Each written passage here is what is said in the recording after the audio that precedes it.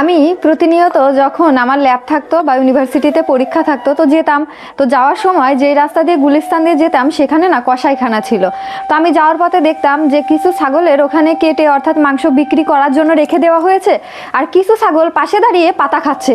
অর্থাৎ দেখেন ওর সামনেই কিন্তু আরেকটা ছাগলকে মানে হত্যা করা হচ্ছে বা মেরে জবাই করে ওখানে ঝুলিয়ে রাখা হচ্ছে, ওর সামনে কাটা হচ্ছে, কিন্তু দেখেন ওর পাশেই ও কি করছে, আনন্দে মহা আনন্দে কাঁঠালের পাতা খাচ্ছে।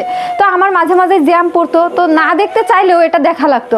তখন আমি মনে মনে ভাবতাম যে আমরা তো এই জড়জগতের মানুষগুলোও ঠিক এইরকমের।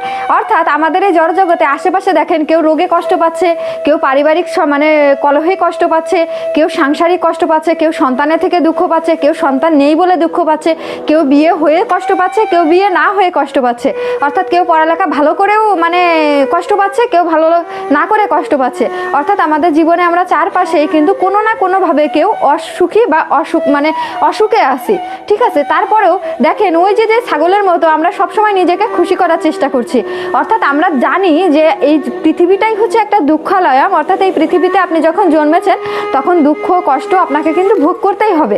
তারপরেও আমরা কি করছি, এখানে নিজের আখের গোছানোর চেষ্টা করছি, নিজে ভালো থাকার চেষ্টা করছি, নিজে কি করে আরও বেশি সঞ্চয় করা যায় সেটা চেষ্টা করছি।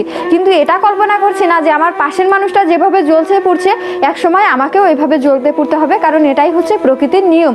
তো বাস্তবিক পক্ষে দেখেন ওই ছাগলটাকে ঝুলিয়ে রাখা হয়েছে, আর আরেকটা ছাগল পাশে দাঁড়িয়ে কি সুন্দর কাঁঠালের পাতা খাচ্ছে, কিন্তু দুজনের একজনও কিন্তু বুঝতে পারতেছে না যে আমার জীবনটা তো চলেই গেছে, আর এই ছাগলটাও বুঝতে পারতেছে না যে আমি এখানে যতই পাতা খাই একটু পরে আমার সিরিয়াল আসবে, অর্থাৎ একটু পরে আমাকে কাটা হবে। তো সেরকমভাবে আমরাও না মানুষগুলো এরকমই, আমরা কিন্তু আমাদের কষ্টটা বুঝতেই পারি না।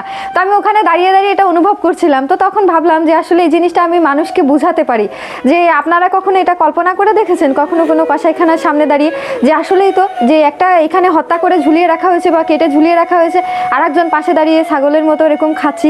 তো আমরাও সেরকম একজন মরে যাচ্ছে, শ্মশানে নিয়ে যাচ্ছে, সব কিছু তার জীবন থেকে চলে যাচ্ছে, আবার আমরা আরেকজন ঘরে বসে বসে চিন্তা করছি যে আমার এই ফ্যামিলি প্ল্যানিং আছে, আমার এই প্ল্যানিং করতে হবে, ফিউচারে এটা করতে হবে ওটা করতে হবে। কিন্তু জীবনের সময়টা কোথায়, আসলে আমরা কোন জায়গায় বসে আছি বা কোথায় আছি, আসলে আপনি আপনার মৃত্যুর পরের জন্য আমরা কি করলাম সেটাই কল্পনা করি না আমরা।